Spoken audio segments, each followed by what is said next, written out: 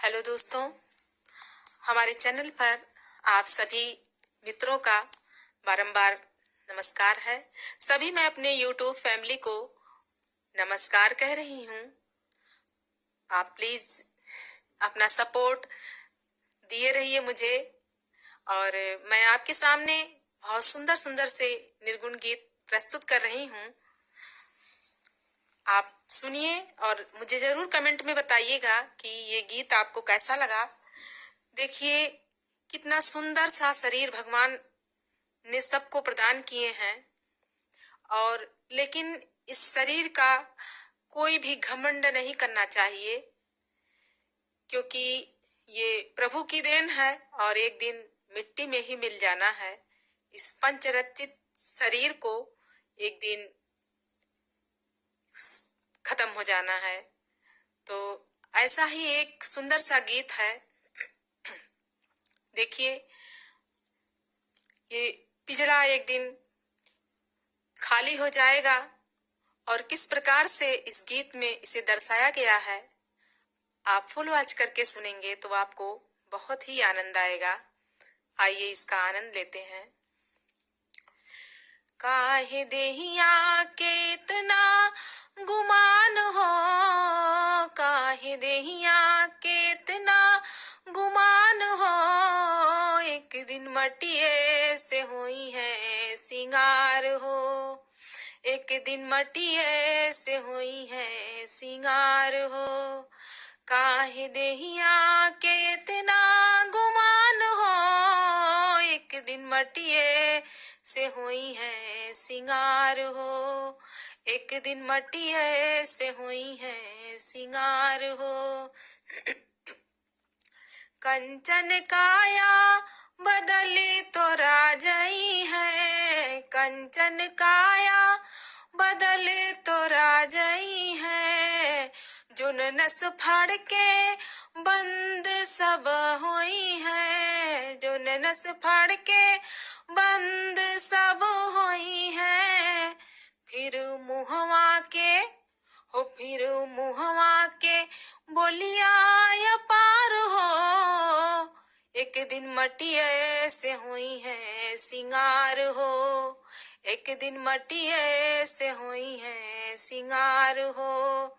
काहे देहिया के इतना गुमान हो, एक दिन मटिए से हुई है सिंगार हो, एक दिन मटिए से हुई है सिंगार हो।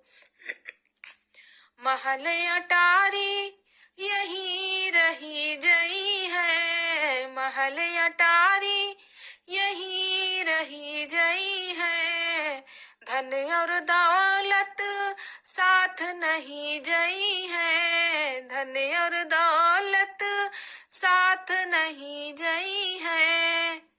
केवल 2 गज जमीनिया मोहाल हो, केवल 2 गज जमीनिया मोहाल हो, एक दिन मटिए से हुई है सिंगार हो, एक दिन मटिए से हुई है सिंगार हो। काहे देहिया के इतना गुमान हो, एक दिन मटिए से हुई है सिंगार हो, एक दिन मटिए से हुई है सिंगार हो। काहे देहिया के इतना गुमान हो, एक दिन मटिए से हुई है सिंगार हो। 4 कहार मिली डोलियल जई है, 4 कहार मिली डोलियल जई है, राम नाम के बोली वो बोली है, राम नाम के बोली वो बोली है। तोहरे जीवन की तोहरे जीवन की बगिया उजाड़ हो, एक दिन मटिए से हुई है सिंगार हो, तोहरे जीवन की बगिया उजाड़ हो, एक दिन मटिए से हुई है सिंगार हो, एक दिन मटिए से हुई है सिंगार हो। काहे देहिया के इतना गुमान हो, एक दिन मटिए से हुई है सिंगार हो। नात बात तोरे काम नहीं है, नात बात तोरे काम नहीं है, गौवा के लोगवा खड़े रही जई है, गौवा के लोगवा खड़े रही जई है।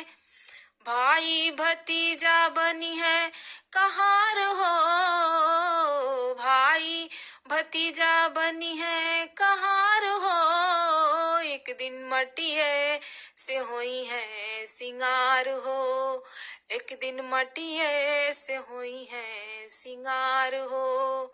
काहे देहिया के इतना गुमान हो, एक दिन मटिए से हुई है सिंगार हो, एक दिन मटिए से हुई है सिंगार हो। कंचन काया बदले तोरा जई है, कंचन काया बदले तोरा जई है, जुन नस फाड़ के बंद सब होई है, जुन नस फाड़ के बंद सब होई है। फिर मुहवा के हो, फिर मुहवा के बोलिया अपार हो, फिर मुहवा के बोलिया अपार हो, एक दिन मटिए से हुई है सिंगार हो, एक दिन मटिए से हुई है सिंगार हो। ओ काहे देहिया के इतना गुमान हो, एक दिन मटिए से हुई है सिंगार हो, एक दिन मटिए से हुई है सिंगार हो, एक दिन मटिए से हुई है सिंगार हो, एक दिन मटिए से हुई है सिंगार हो।